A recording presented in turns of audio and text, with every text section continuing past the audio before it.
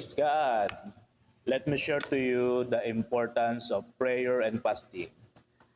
Ako ay may isang senaryo na share sa inyo. May nagtanong na pastor sa mga kabataan. Sabi ni pastor, sino dito sa inyo ang nagpe-pray and fast? Sabi nung isang youth, ako po pastor, nabaligtad lang po. Fast and prayer po ang ginagawa ko. Eh di sumagot naman si pastor, aba praise God. Okay lang yung baligtad. Same lang din naman yun. Nabaliktad lamang naman yung word na pray and fast. Kung ang ginagawa mo yung fast and prayer, no issue. Walang problema doon. Parehas lang yan.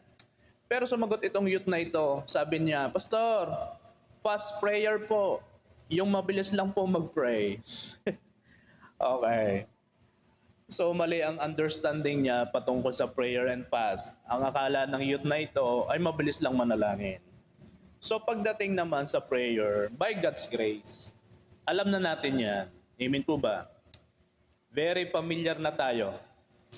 Anong ibig sabihin ng prayer? We talk to God. Ito ay conversation natin with God. Ito ay pakikipag-usap natin sa Panginoon. At most likely, ito naman talaga ay nagiging normal na natin ginagawa. So the word fast or a fasting is chom in the Hebrew and nestia in the Greek language. Yan ang meaning. The literal Hebrew translation would be not to eat. So in-specify, hindi kakain. The literal Greek means no food. Yan talaga ang meaning ng fasting. Prayer and fasting, for us to know, are linked together. Anong ibig sabihin? Ito ay laging magka-combine. Lagi ito magkasama. Hindi po ito pwedeng paghiwalayin. Fasting without prayer is different. Iba na to. Iba ang dating kapag ka-prayer lang. Iba ang dating kapag ka-fasting lang. Kailangan ito ay magkasama. Example, halimbawa kapag ka magpapa-blood chem, anong ginagawa normally? Nagpa-fasting ng ilang hours? 8 hours. So, fasting yun.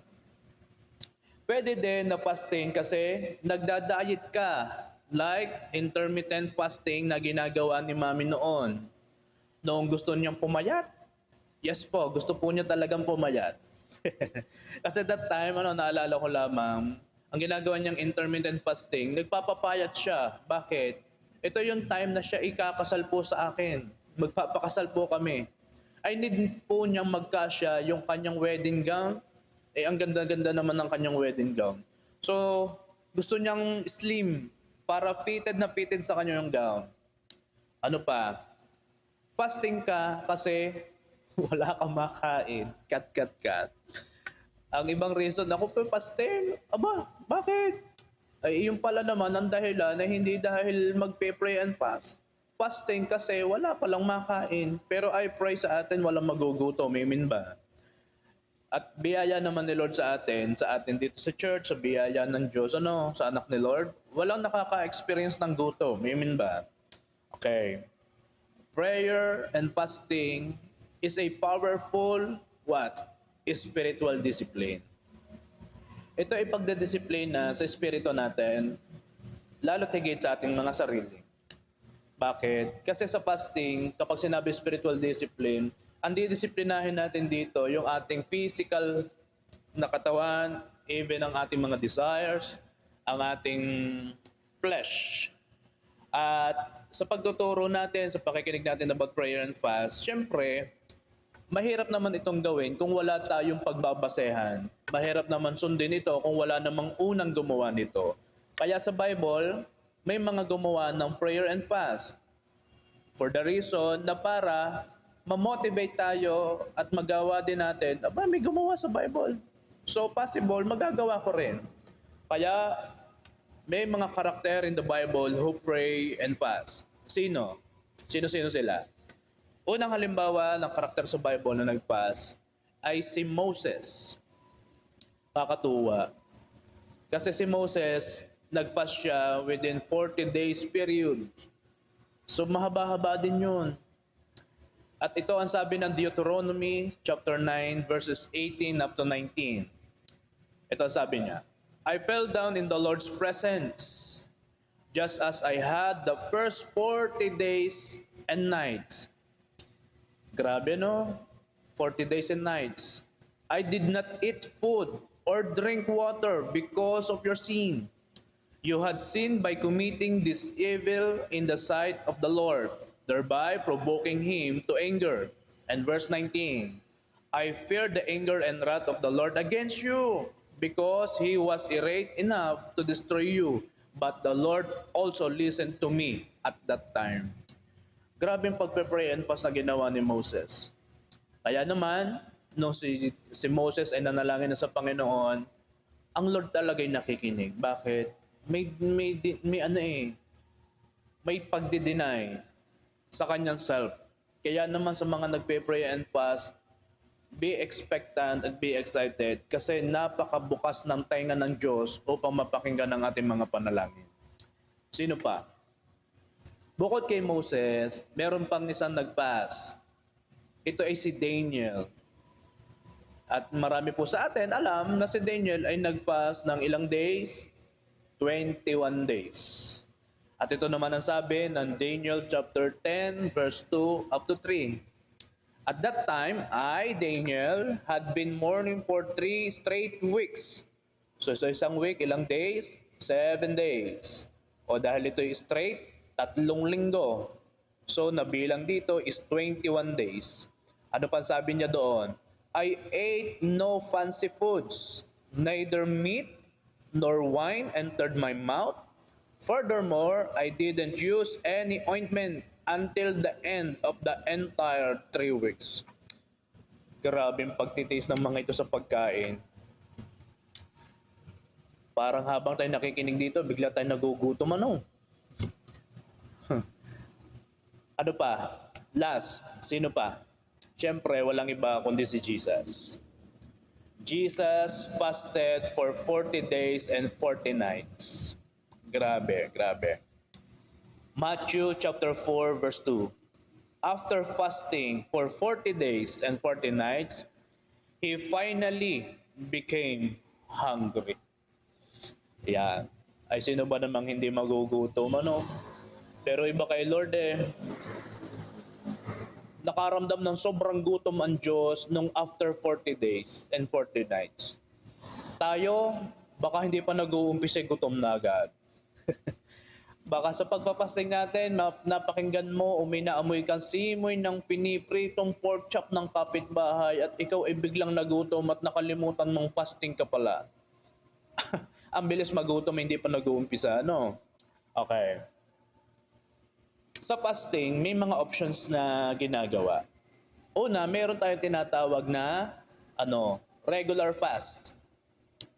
Sa regular fast, ito yung no food and no water. So wala kang kakainin, ni tubig hindi ka iinom. At malimit ginagawa sa church, sa mga hindi nakakaalam or sa mga nakakaalam, it should be our reminder. Malimit na ginagawa sa church, chain prayer and fasting.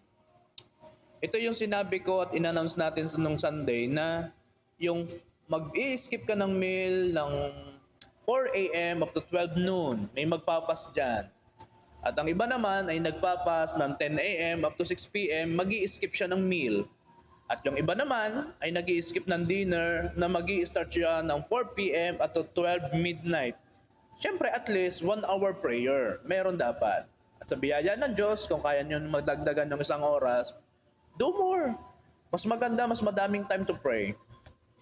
Pwedeng corporate or personal fasting. Pero I suggest, mas maganda, may nagpapasa atin ng morning, ng lunch, ng dinner, para at the whole day, at 24 hours sa ating church na ito, may nananalangin. Pero it's up to you ha, ikaw ang magde-decide. Kung gusto mo talaga na hanggang doon lang sa araw na yon, doon sa oras na yon, do it. Ito naman ay commitment natin sa Panginoon. Ang tawag doon ay regular fast. Meron din tayong tinatawag na juice fast. Ang iba ang ginagawa, nagbe-blend na lamang ng fruits. So, juice fast. Ang iba naman, ito ay for the joke lang Kung gusto mong i-blend ang adobo, ay nasa sa iyo. Ano kaya ang lasa noon? Okay, ang tawag doon juice fast. So, bine-blend lang para maging juice. Pero hindi ko nire-record to sa atin kasi iba pa rin ang dating yung sa regular fast. Or yung tinatawag natin na partial fast. Ito yung gagawin din natin. Yung ikay mag-i-skip ng 1 meal or 2 meals. Or mag-i-skip ka o pipili ka lamang ng certain food na yun lang talaga ang kakainin mo for the 7 days prayer and fasting mo. So ang iba naman na option ng fast, may mga tinatawag tayong object fast. Ang i-skip mo dito ay hindi food. Ang i-skip mo dito kung saan ka sobrang masyadong addicted. Like what? Sa panonood ng TV. Kung ikaw po ay sobrang manood ng TV, halimbawa ay nagne-Netflix. Kung ikaw ay sumusobra sa panonood, as the grace, mag-skip ka ng Netflix or ng panonood ng TV. Ang iba, lalo't sigit sa mga kabataan, maybe ang maraming umuubos ng oras at ang malimit mong ginagawa is computer games. Laging nakaharap sa PC, sa cellphone, ang ginagawa mo ay nagmo-Mobile Legends, mga computer games, mga Roblox, something like that. Kung saan ka addicted na ginagawa, then yon ang iyong i-fast. Ang iba, sa objects na i-fast, cellphones. Kapag sinabi ng addict sa cellphone, miyat-maya na hawak mo ang cellphone, miyat-maya scroll na ng scroll. Kapag ka ganon, as the grace, try to skip cellphones. Marami nagagawa sa cellphone. Ang iba, kabababa lang ng kamay, kabababa lang ng cellphone, maya-maya yun ulit ang hawak at yun ulit ang scroll na scroll. So, i-skip mo na yan.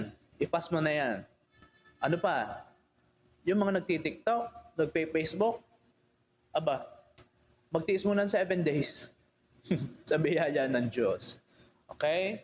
Then, siyempre, yung sa option ng fast, katulad ng Daniel's fast, ito yung walang meat, I pray kayanin ninyo wala mo ng chicken, wala mo ng pork, beef. Then sa Daniel's fast, wala din bread, ni walang inumin, walang drinks, ni walang mamantika, walang padadaanin sa kawali, sa prito. For how many days? For 21 days. Grabe ang fasting na ito, So, punta tayo sa importance of prayer and fast. Bakit ba mahalaga na magawa natin ito?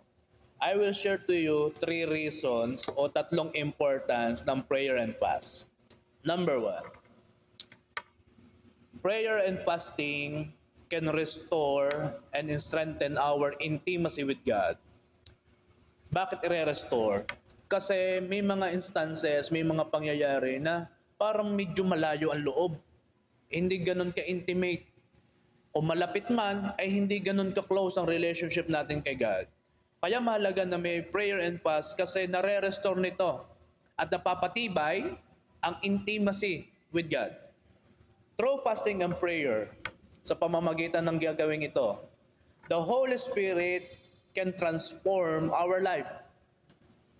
Sa tulong na biyaya ng banal na Espiritu, syempre, babaguhin at babaguhin pa rin ito palagi ang ating buhay. As long as ikay nabubuhay, at ikay nabubuhay at gumagalaw sa mundong ito na may mga kasalanan nangyayari, lagi at lagi nandyan ang kilos ng Holy Spirit to transform our lives. Kapag tayo ay nagpe-pray and fast, magkakaroon tayo ng uncommon prayer life. I am telling you, magawa mo lang ito, lalalim ka sa pananalangin. And I pray, gustuhin mo yung lumalim sa pananalangin. Uncommon. Kakaiba. Kapag nagawa mo to ang magiging prayer life mo, ikaw na rin ang makakapansin, aba, ang prayer ko ngayon, ay ang laking layo, ang laking iba kumpara ng pagpipray ko before. Sa fasting, ano pa nangyayari? Nabuboost and prayer, nabuboost ang ating faith. Ano ba pag sinabing boost? Kapag sinabing boost means, ito ay napupuno. Mas tumataas ang level ng prayer life mo. Kahit ayaw na nila man, gusto pa ng Espiritu. Kaya ito'y labanan eh. Kaya mahalaga may prayer and fast. Bakit? Ayaw ng katawan mag-pray. Mapapansin nyo, kapag ikay nagpe-pray at ikaw ay humiga, a split minute ng paghiga mo, hindi mo mapapansin, ayaw nila man mag-pray, itutulog ng laman, itutulog ng katawan ang sarili mo. Nasaan ang prayer? Wala na. Na-stop. At pagising mo sa umaga, nandoon na ang amen. So, kapag tayo nagpe-pray and fast, nabubus. Ito maganda eh. Ayaw na nila man. Gusto pa ng Espiritu.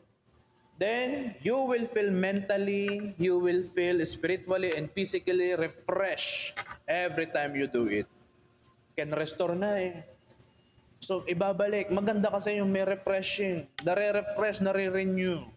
At ang Holy Spirit ang gagawa noon para naman yung ating isipan sa halip na gulong-gulo. But because of prayer and fasting, nare-renew ang ating mind. Nagkakaroon ng kapayapaan ng iyong isipan. Hindi ka mentally drained. Though may mga problems, because of prayer and fasting, tutulungan ka ng banal na Espiritu na ma-renew ang iyong isipan.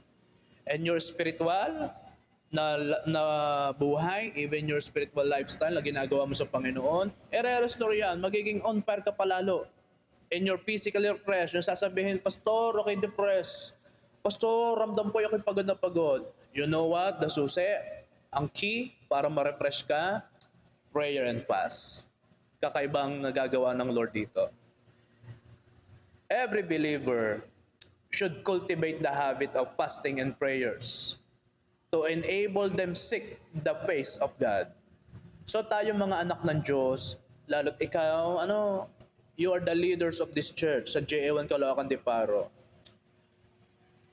Ask the grace na makultivate yung habit, maging normal na ginagawa.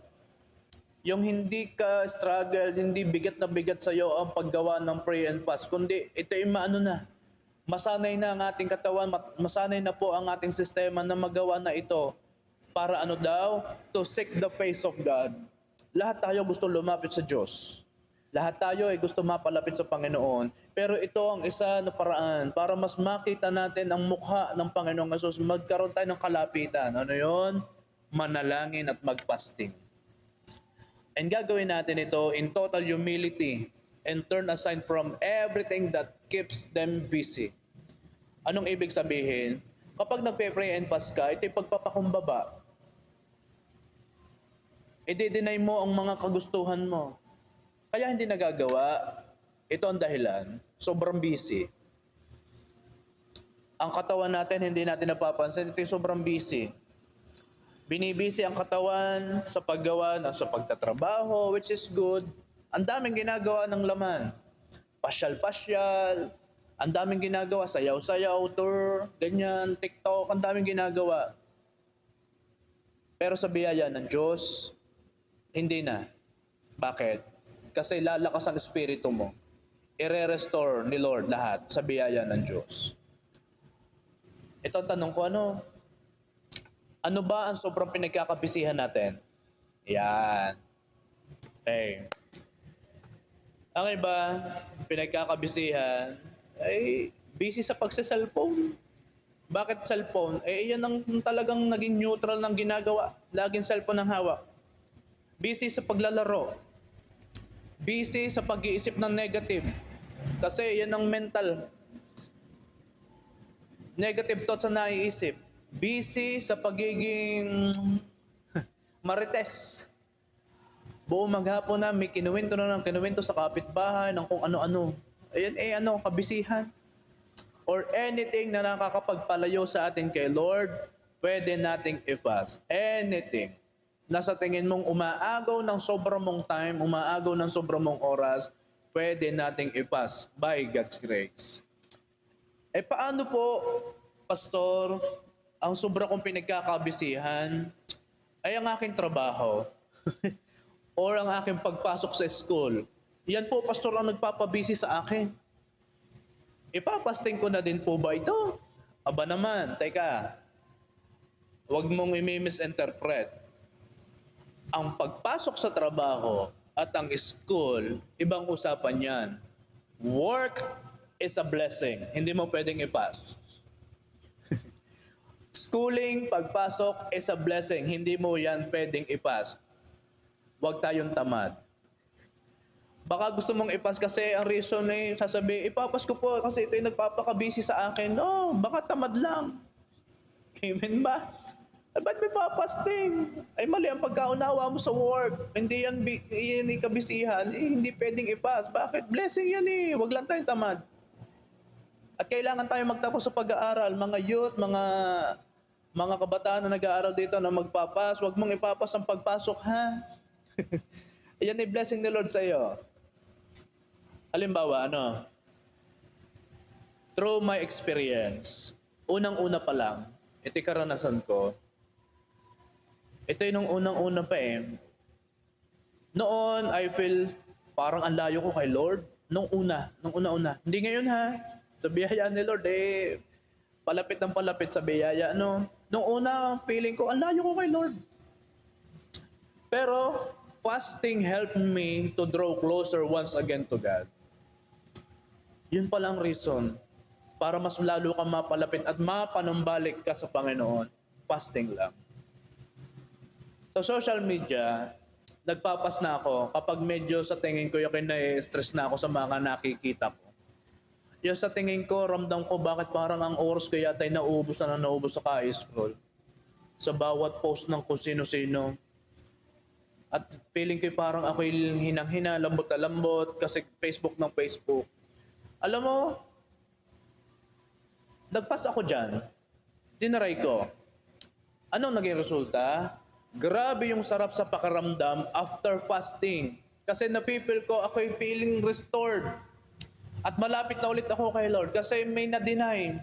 Kasi may nagawa na naman sakripisyo na, Lord, thank you. Kasi na-restore muli. Anong ibig ko sabihin? Huwag na nating hintayin pa ang mga moment na magpaparestore sa atin like what? Huwag na nating hintayin pang worship night para lamang tayo ma-restore.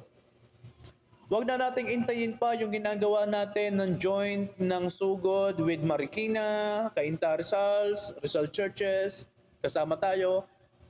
Huwag na nating intayin yung mga event na yun o anumang activities ng church na puspusan para lamang lumapit muli kay Lord. Huwag na nating intayin yun. Prayer and fasting lang ang katapat niyan. Amen po ba? Kaya sa lahat po ng feeling niya na parang ako'y nanlalamig, parang ako'y nangihina, I am telling you this. Mag-fasting ka, mag-prayer and fast ka, at truly, ire-restore yan ng Panginoon. Okay.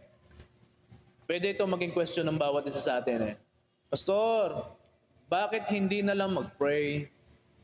Bakit kailangan pa na may kasamang fasting? Ito kasi yun. Una, nagpa-fasting ka, hindi lang sa kagustuhan mong masagot agad ang prayer mo, kundi gusto mo rin ng sobrang kalapitan kay Lord. Ay para saan pa ang pagpapasting mo? Ay hindi ka naman nakikipag-usap kay Lord. Amen ba? Kaya mas maganda, mas masarap na naisin natin na nagpapas ka dahil gusto mong masagot ang kagustuhan ng prayer mo, masagot yon. At the same time, kasabay nito yung kagustuhan mo na, Lord, gusto ko mapalapit sa iyo. Mas masarap yon. Pangalawa, may reward sa pagpa-fasting. May reward. Matthew chapter 6 verse 18 says, so that it will not be obvious to others that you are fasting, but only to your Father who is unseen, and your Father who sees what is done in secret will reward you. Okay. Explain ko sa inyo. Sino po sa inyo totally gusto ng reward? Siyempre, ang sasagot niyan, tayong lahat. Walang may ayaw sa reward. Lahat naman tayo gusto nito, amen ba? So, anong gagawin? Mag-fasting. Simple lang, yun lang. Paano mag-fasting? Ito yon. Nasa verse din ng Matthew 6 verse 16 up to 18. When you fast, do not look solemn like the hypocrites, for they make their faces unattractive so that people will see them fasting. I tell you the truth, they have their reward. Okay? Kapag kayo naman doon magpapasting, huwag na ninyo ipakita sa marami. Kasi pagka ikay nabate at ikay na parang napapurihan, natanggap mo ng reward mo, ano yun? Ang galing mo naman, nagpasting ka. Yun yun ang reward mo. And verse 17, when you fast, put oil on your head and wash your face. Meaning to say, syempre, ahat ka sa Panginoon na you are prepared. So, re-refresh mo din ang iyong sarili. Nia-anoint mo ang iyong sarili na, Lord, I dedicate to you myself. Magpapas po ako. Okay? And verse 18, so that it will not be obvious to others that you are fasting, but only to your Father who is unseen. And your Father who sees what is done in secret will reward you. Things to remember when you go to prayer and fast. Fast not to impress others, but fast and pray privately in order to honor God.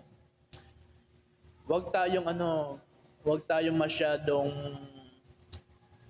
alam niyo yung word na, yung ipinapaalam pa o ipinapasabi pa sa marami. Halimbawa, may mag-aalok sa'yo sa handaan.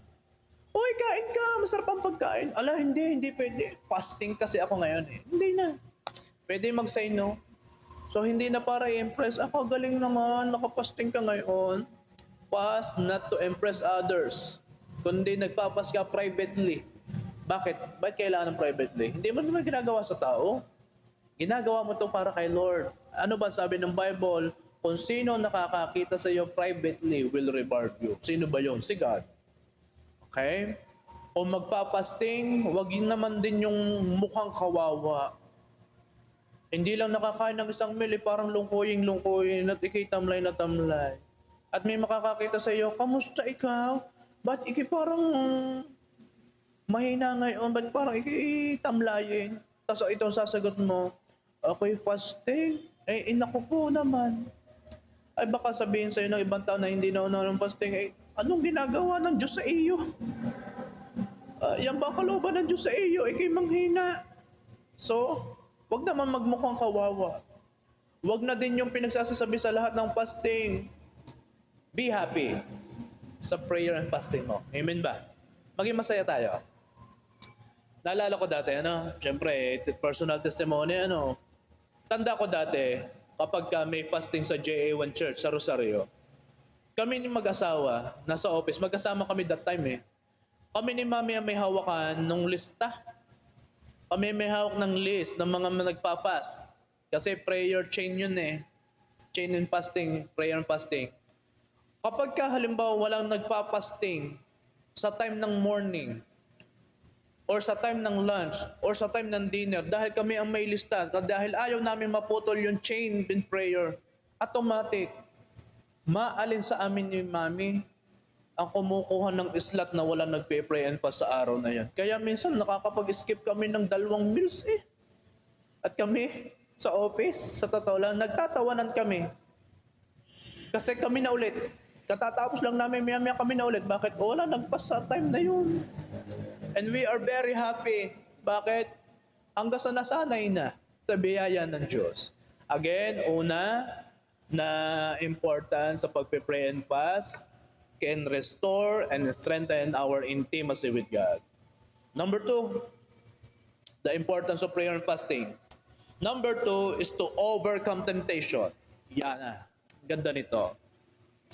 Fasting ay hindi ka lang nagbabawa sa mga gusto ng laman, kundi dinideny mo ang sarili mo at pinalalakas mo ang spirit mo. Kapag sinabing dinideny, merong pagtanggi, merong pag-ayaw, merong pagkalas, merong talagang no, merong pag-no. Alam nyo ba, by God's grace, kailangan po na maging normal sa atin, lalo tigit ikay anak ng Diyos, lalo tigit ikay leader, ikay believer, you are disciples of Christ, need talaga o kailangan talaga maging normal sa ating mga Christian ng pagpa-fasting. Meron tayong malinaw na kaunawaan na pinuput down mo si laman at pinalalakas mo si espiritu. Hindi pwede ang fasting sa laman na wala namang prayer. Katulad ng sinabi ko sa inyo kanina. Dahil ang prayer ang magpapatibay sa espiritu mo. Nakapasting ka, walang prayer, manghihina lang talaga. Kailangan mayroong magtutulak para ma-restore yung lakas ng flesh. dahil nagpapasting ka at prayer ang gagawa noon, napakahirap labanan ng kasalanan kapag ikaw ay malakas sa laman. Napakahirap. Kaya walang nagtatagumpay masyado eh. Kasi nilalabanan ng kasalanan ay wala namang kalakas-lakas ang laman. Bakit walang backup ng prayer? Kaya labanan ng sin, JA1 Caloocan Family, dito sa Deparo.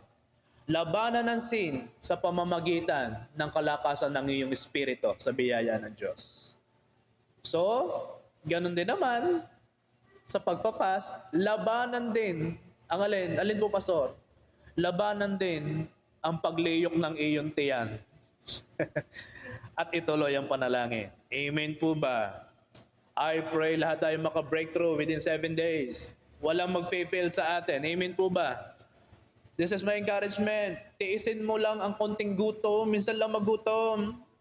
Ang lusog-lusog mo na. Ang dami mo na nakain. Lalo dito nagdaan ng New Year's Eve, ng mga Christmas Eve natin, yung mga Noche Buena. It's about time naman. Labanan ng liyok ng tiyan. Amen? Kapag hindi makaalis sa isang bagay, natatrap ka na. Kaya sa biyaya ni Lord na lumalakas dapat ang Spirit upang hindi matrap. Saan ba tayo natatrap? Sa kasalanan. Hindi mo papansin, baka ikay addict na sa Facebook, addict sa TikTok, addict sa mga Reels, sa Netflix. Baka nagkakaroon ka na ng habitual sin na hindi mo nare-recognize, na hindi mo napapansin, na pagkagising mo sa umaga hanggang sa matulog, yun na lang lagi ang ginagawa. Anong kailangan mo? I-fasting mo na yun ng bagay na yun. Baka kasi natrap na. Amen po ba? So, ang nagagawa ng prayer and fast is to overcome temptation. And 3, last. Tatapos na ako. Importance of prayer and fasting is to seek God's guidance and protection. To ask God for God's help. Ito'y paghingi ng Lord, tulungan mo naman ako sa maraming bagay. Tulungan mo naman ako dito. Jesus fasted before He began His public ministry. Siya ay nag-fast bago niya umpisa ng kanyang ministry dito sa lupa. Luke chapter 4 verse 1 up to 2. Then Jesus, filled with the Holy Spirit, returned from the Jordan. He was led by the Spirit into the wilderness. Verse 2, where He was being tempted by the devil. For how many days? For 40 days. During that time, He ate nothing at all. And when they were over, He became hungry. Tingnan nyo to ha, grabe. 40 days and 40 nights si Lord, walang kain, walang tubig. Anong message ng pinakita ng Lord dito? Ito yon.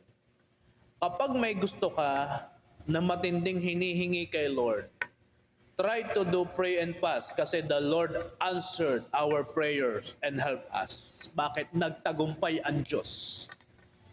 Nung nag-umpisa mag-ministry ang Diyos, after niya mag-fasting, lahat ng naging ministry ni Jesus, mapa-personal, mapa-pag-service, mapa-ministry, lahat ay tagumpay sa biyaya ng Diyos.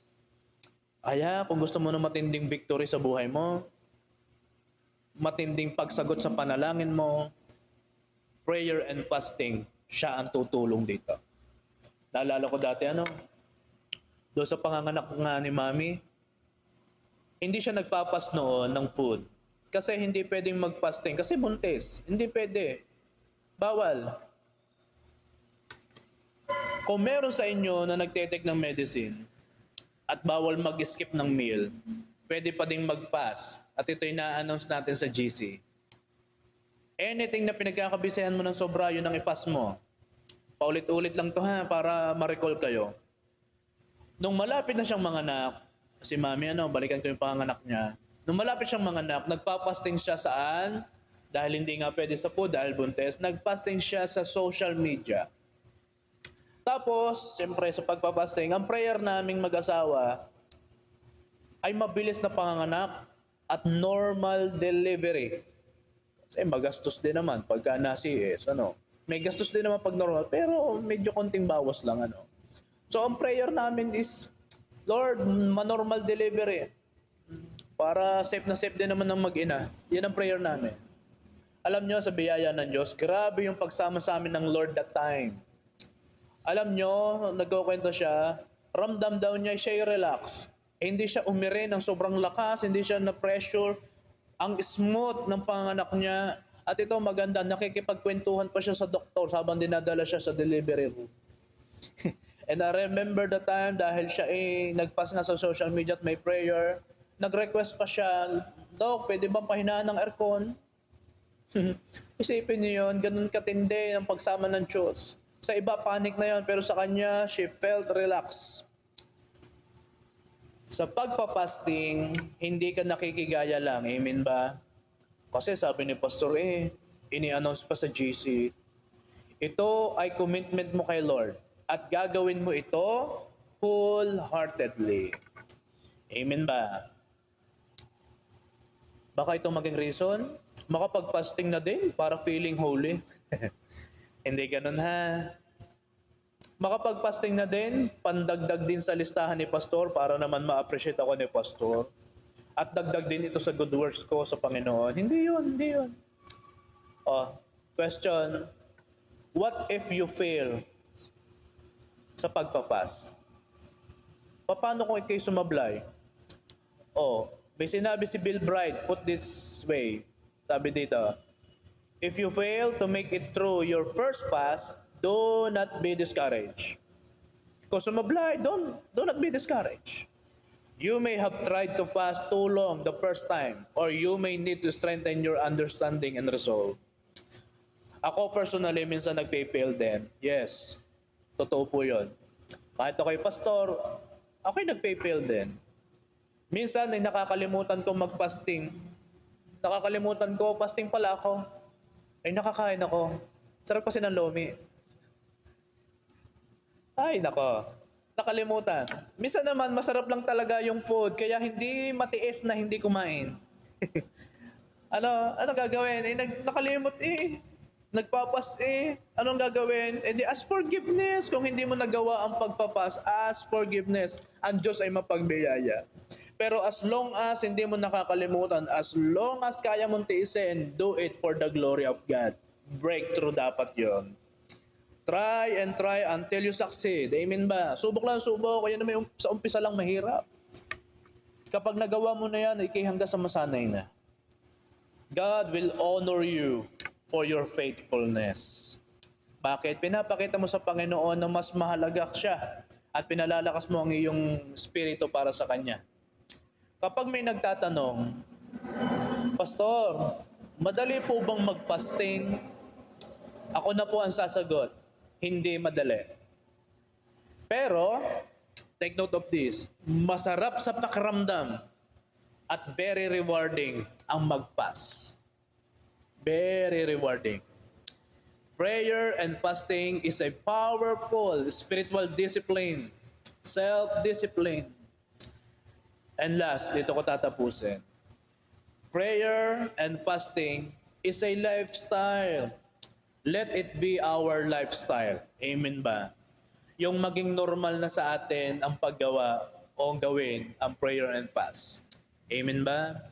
J1 Caloocan, year 2026 is your spiritual growth. In Jesus' name, Amen and Amen.